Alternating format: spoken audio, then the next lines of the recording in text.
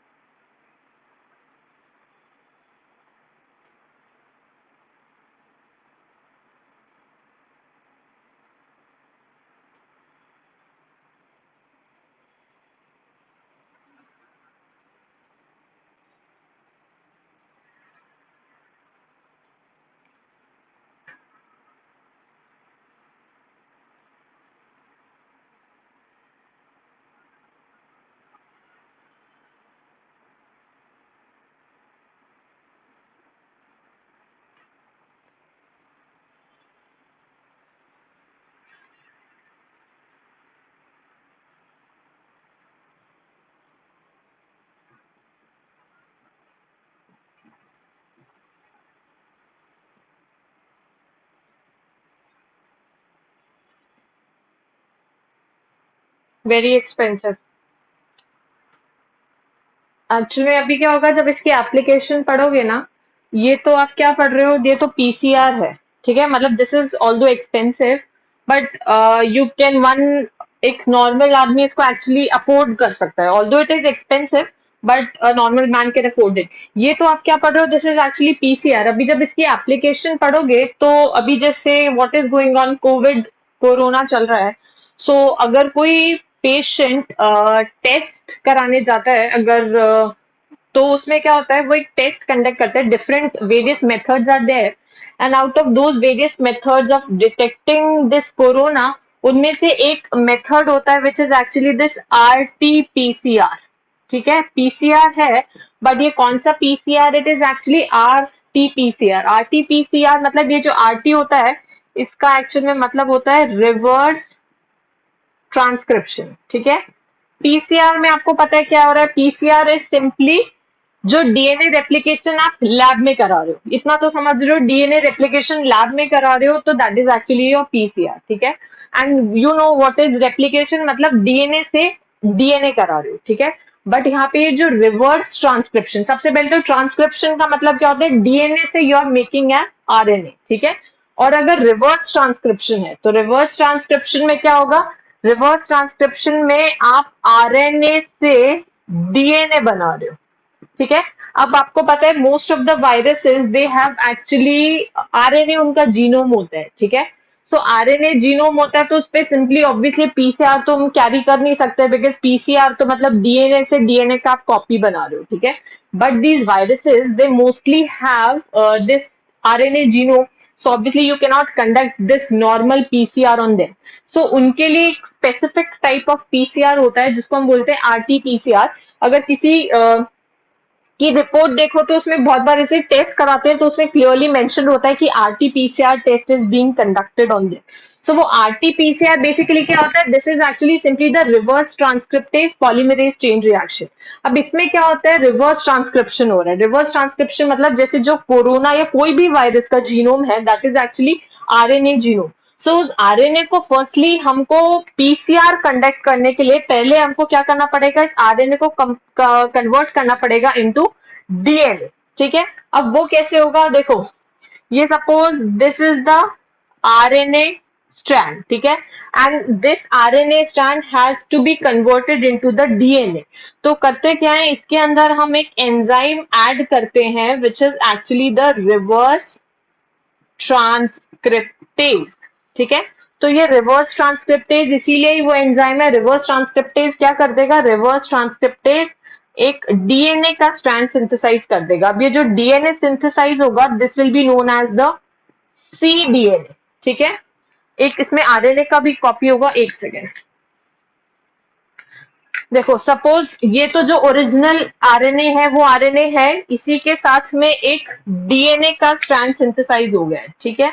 DNA ये जो black वाला है this is actually DNA and this is RNA, और ये जो डीएनए बनता है यहाँ पे इसको हम बोलते हैं cDNA। cDNA का मतलब होता है complementary DNA.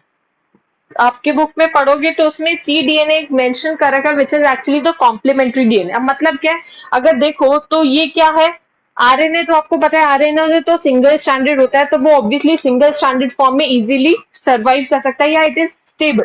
But you know DNA is actually a double standard molecule and अब ये आरएनए डीएनए हाइब्रिड तो obviously it is very unstable, ठीक है।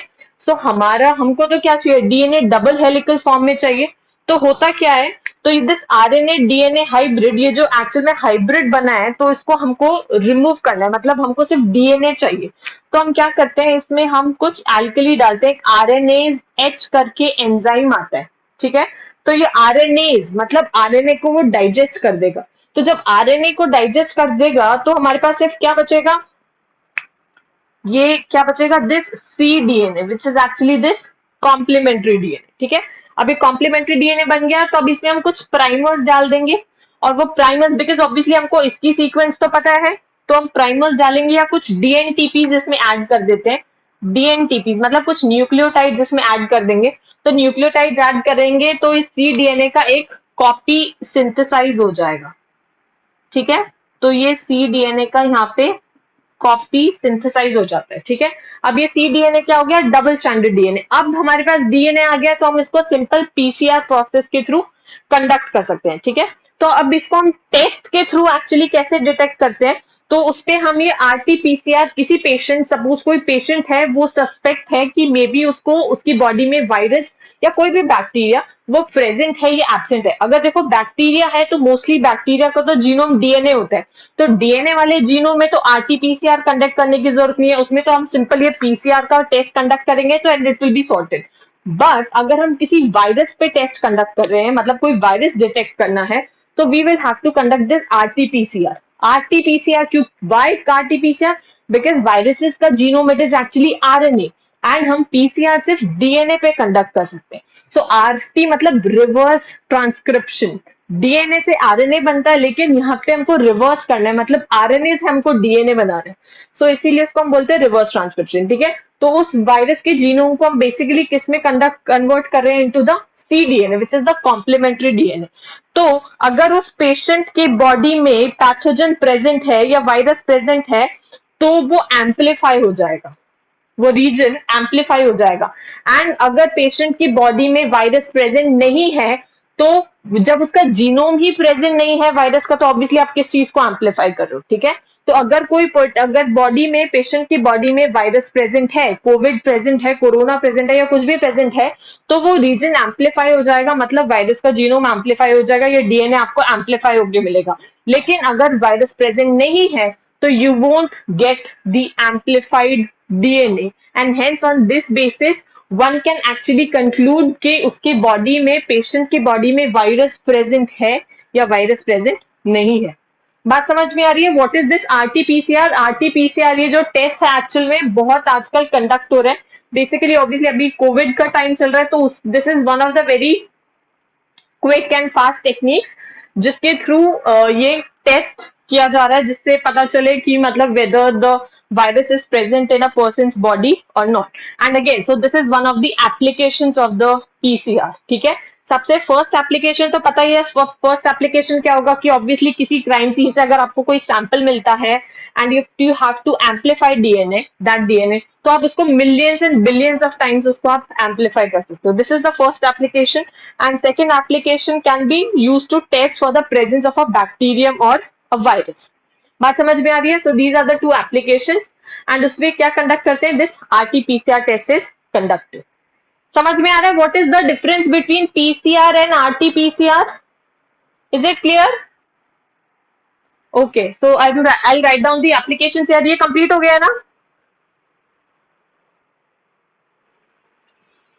देखो ये आज के टाइम में बहुत इंपॉर्टेंट चीज है, तो आपको पता होना चाहिए कि ये जो लैब्स में आज के टाइम में टेस्ट कंडक्ट कर रहे हैं, दिस आरटीपीसीआर, पीसीआर और ये सब क्या है. So you should be aware of all of this.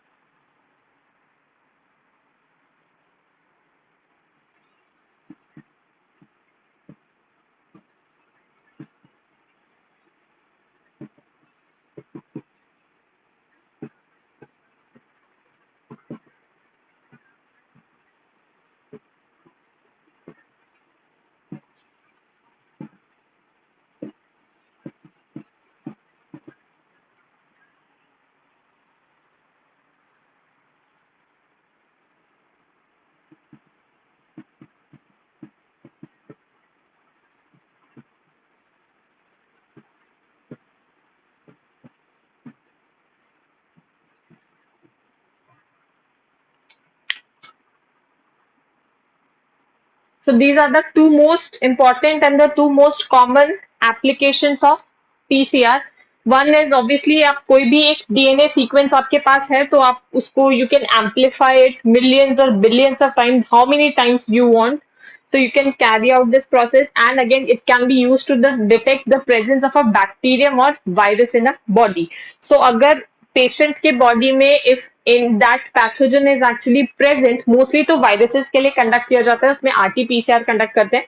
सो अगर पैथोजन प्रेजेंट है, so we will be able to amplify the regions of its DNA. And if the pathogen is not present, you obviously आपके पास कुछ amplify करने के लिए नहीं है, तो आपके पास कोई भी डीएनए एम्पलीफाई होके नहीं आएगा. So on this basis you can detect whether the pathogen is present और whether the pathogen is absent.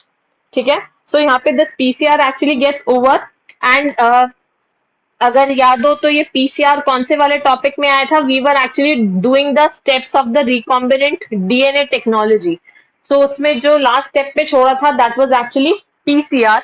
इसके बाद इसमें एक लास्ट स्टेप इसी rDNA technology, steps of rDNA technology में एक स्टेप, लास्ट स्टेप रह जाता है, which is actually insertion of rDNA into the host cell organisms.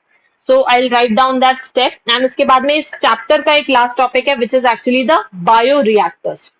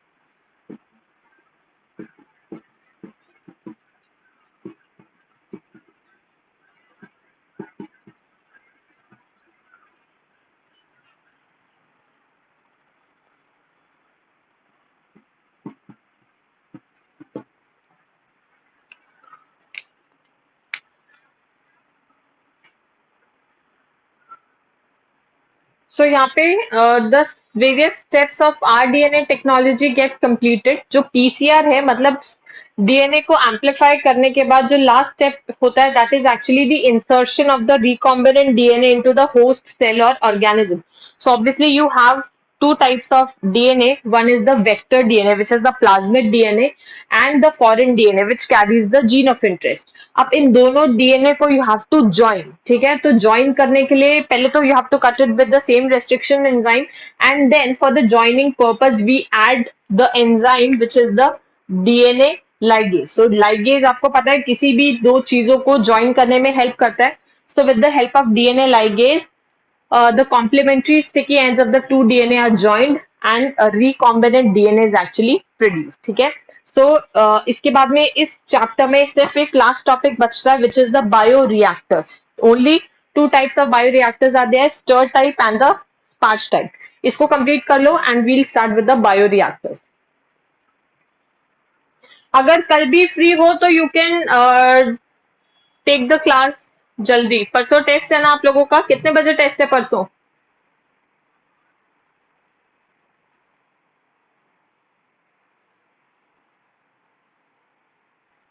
Sunday को ट्यूशन भी है? मतलब क्लास भी है?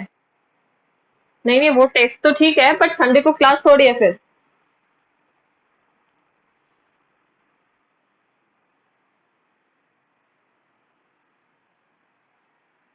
ओके,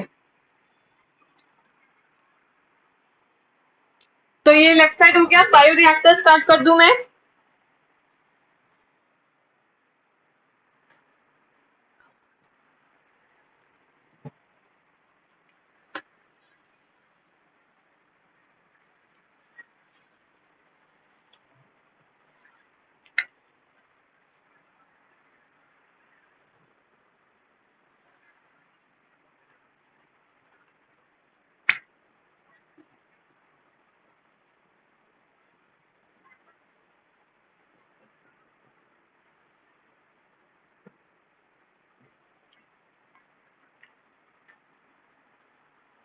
सी पहले व्हाट आर बायोरिएक्टर्स। बायोरिएक्टर्स होते क्या है? होता क्या है कि ये सब जो हम बोल रहे हैं कि हमने आरडीएनए को सिंथेसाइज किया है and then we are introducing it into a host cell. Host cell के अंदर फिर वो आरडीएनए मल्टीप्लाई करेगा and then we distinguish between the transformants and the non transformant, ये सब कुछ करते हैं। एट दी एंड ये सब हम क्यों कर रहे हैं? Because we have to obtain our desired gene product, ठीक है। उस सब के लिए चाहिए, सपोज हमको इंसुलिन जीन का करना है एंड एट दी एंड हमको क्या चाहिए कि हमको multiple copies of insulin protein we get so that हम इसको अपने पर्सनल यूज के लिए humans can use it for their own personal use, ठीक है। But if you actually realize कि ये सब जो प्रोसेस हो रहा है it is all taking place in the organism and ये सब कितना हो रहा है? बहुत ही स्मॉल स्केल पे हो रहा है। बट अगर आपको सपोज इंसुलिन प्रोटीन चाहिए ना वेरी लार्ज क्वांटिटी, तो ऑब्वियसली अगर आप इसी स्टेप से इसी प्रोसेस को करोगे तो you won't be able to get such large quantities of this insulin protein और any other desired protein. So उसके लिए क्या करते हैं कि we carry out all these reactions और all these steps at large scale. And large scale मतलब के लार्ज स्केल मतलब कुछ एक स्पेशल वेसल्स के अंदर ये रिएक्शंस कंडक्ट होती है एंड उन वेसल्स को हम बोलते हैं बायो रिएक्टर्स। एक्चुअल में होता क्या है कि सपोज हमने होस्ट सेल के अंदर अपना टारगेट जीन इंट्रोड्यूस कर दिया एंड वो जो टारगेट जीन है वो अपना डिजायर्ड प्रोटीन भी उस होस्ट ऑर्गेनिज्म के अंदर प्रोड्यूस कर रहा है, ठीक है। बट हमको चाहिए कि वो जो प्रोटीन प्रोड्यूस हो रहा है it should be produced on a large scale, हमको उसका लार्ज स्केल प्रोडक्शन चाहिए। सो क्या करते हैं कि ये सब रिएक्शंस को हम बाद में लार्ज स्केल पे प्रोड्यूस करने के लिए, कंप्लीट करने के लिए इनको एक स्पेशल वेसल्स में प्रोसेस करते हैं रिएक्शंस को। उन वेसल्स को हम बोलते हैं bio reactors.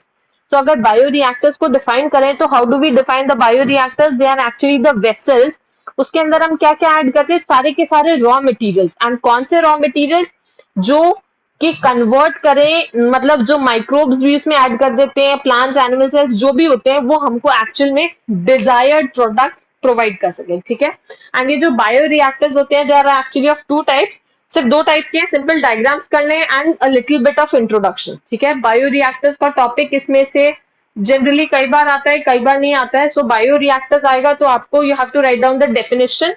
what is its purpose and the two types of bioreactors, ठीक है, which is the simple stir type and the sparge type. So firstly I'll write it down and then I'll explain it to you. आप भी साथ साथ you can write it down with me.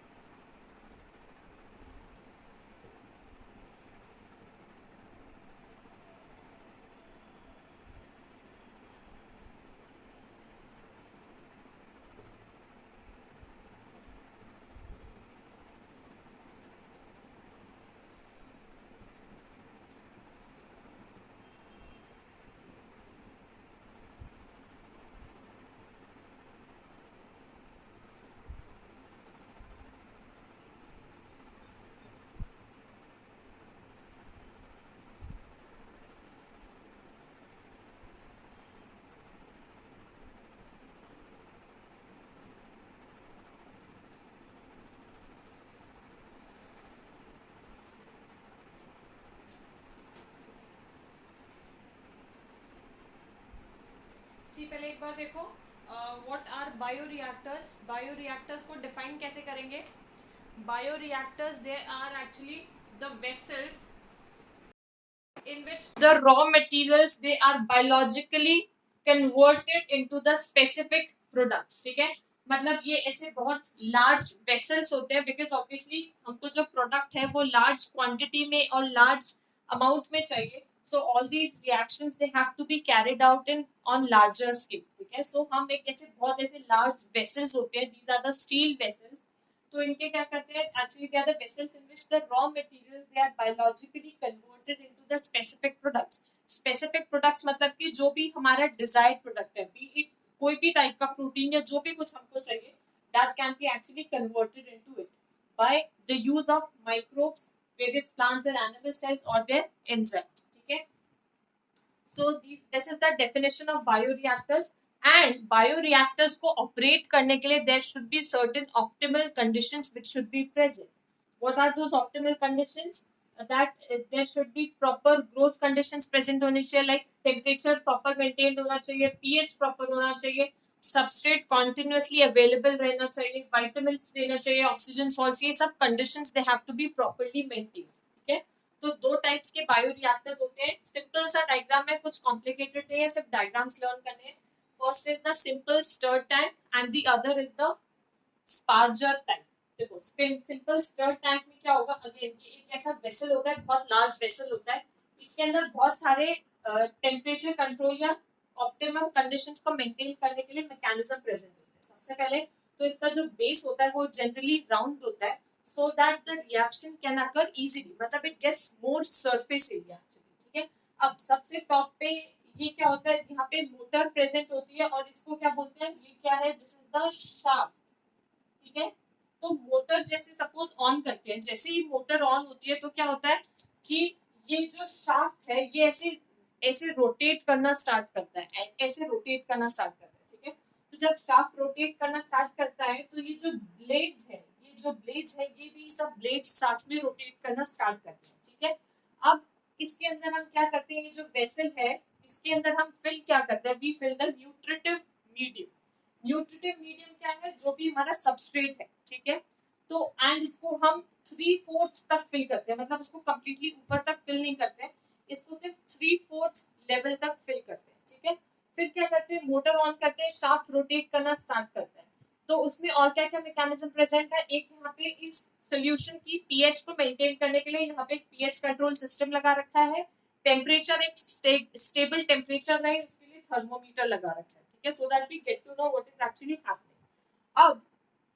अब सब जब ये शाफ्ट्स रोटेट करना start करते हैं तो कई बार क्या होता है कि जो टेम्परेचर होता है वो बहुत ज्यादा राइज हो जाता है. ठीक है, तो टेम्परेचर बहुत ज्यादा राइज हुआ भी इट्स नॉट यूजफुल.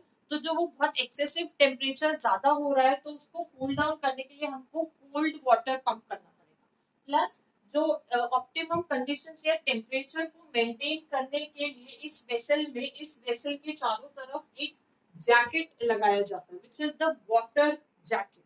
ठीक है, उसको वाटर, ये जो ब्लैक में है this is actually the water jacket.